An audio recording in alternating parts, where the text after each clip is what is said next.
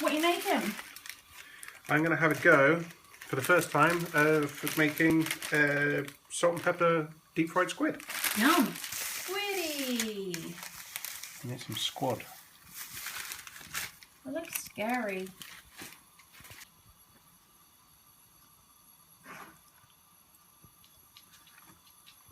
Pull out the middle.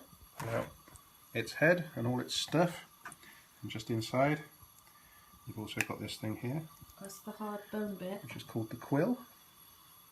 Because it looks like a quill? Because it looks like a quill. Exactly that.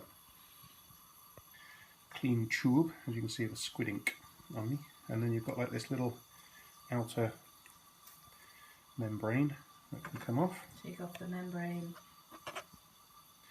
And that should take off it's like his little wings. The wings as well.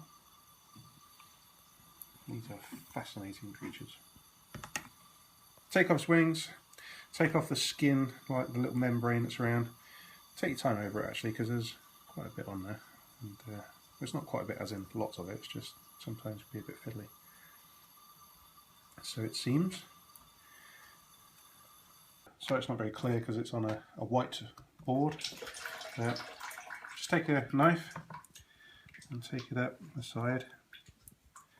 You got like that. And then just open it up like a book and just give it a quick clean. Another light little membrane just inside. Just trim them up. Trim up the top. You don't have to trim up the top, but I think it looks better. There you go. And there you go. These are called squid tubes, and that's what the squid lives in, his little body. And once you clean them up, just get the knife and you want to cut or score. So you don't want to cut all the way through because the flesh inside is actually quite tender and you don't really want to cut all the way through. And you've cut him so you've got like little lines on there. So when he cooks, he'll roll up along those and you get like a nice little effect. So as you can see, there's like this pattern scored on it, and now you can cook that just like that as it is and it will roll up, but that pattern will leave sort of the pattern on the outside. So as it rolls up, it'll make little cut diamonds on there. But what I want to do with these, instead of keeping it all as one piece, I'm going to chop it into smaller chunks and then I'm going to coat it in flour and deep fry it.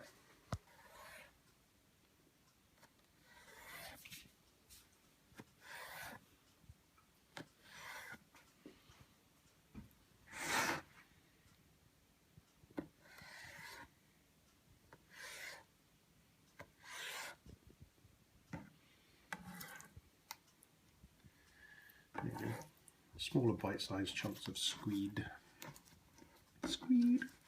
When it comes to making your coating to go onto your squid, go nuts, choose whatever you like.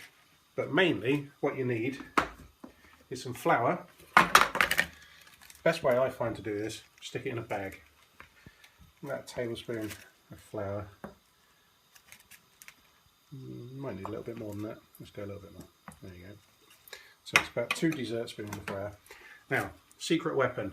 This here is potato starch, but you could use corn flour because it's exactly the same thing. What this does, it gives it a nice sort of silky sort of texture to the batter that you're going to put on there, rather than it just being sort of straight plain flour, which sometimes can be a bit stodgy. And like I said, this is salt and pepper squid, so we need to put salt and pepper in. So just crunch some salt in there. Make sure you put plenty in, otherwise it wouldn't be called salt and pepper squid. Fresh milled pepper, give it a bit of heat.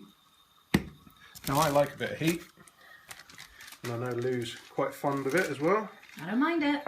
So I'm going to put in a bit of this chipotle, I can't even say it. Chipotle, I call it dust, but it's kind of ground powder for those. Chipotle, by the way, is jalapeno peppers that have been smoked and then ground down to a powder. What you want to do, zip tie bag, zip it along the top once that's in there, and just give that shape. And there you have your stuff ready to go. Because we're finished with the coating, we don't need the coating anymore. Quick tip, get a bowl, stick a colander in, whop it in there, make it that shape, and you haven't got to go fishing for all your stuff. So super new gadget, this is a laser thermometer.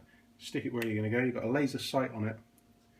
You can see zooming in there, and you can see on the top that at the moment it's about 212, and that's too hot just for the minute.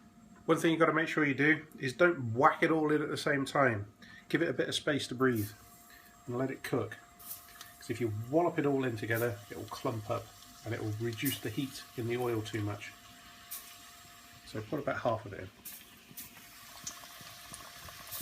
You can tell when it's done because it goes nice golden brown and it curls up a little bit. It should take about no more than a minute or 2 minutes or something like that, just to get it nice and coloured. Look at that. Lovely golden brown. Texture like sun. Or texture like elastic bands, I'm not sure yet. I'm going to try them in a minute. Yum, yum, yum. And there you have it.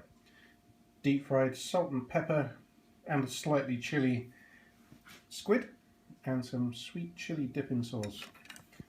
Let's give them a go. Pick one of these up, give them a dunk and pop him in.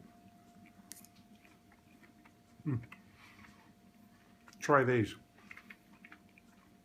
Anybody that comes to a party and eats those will love you.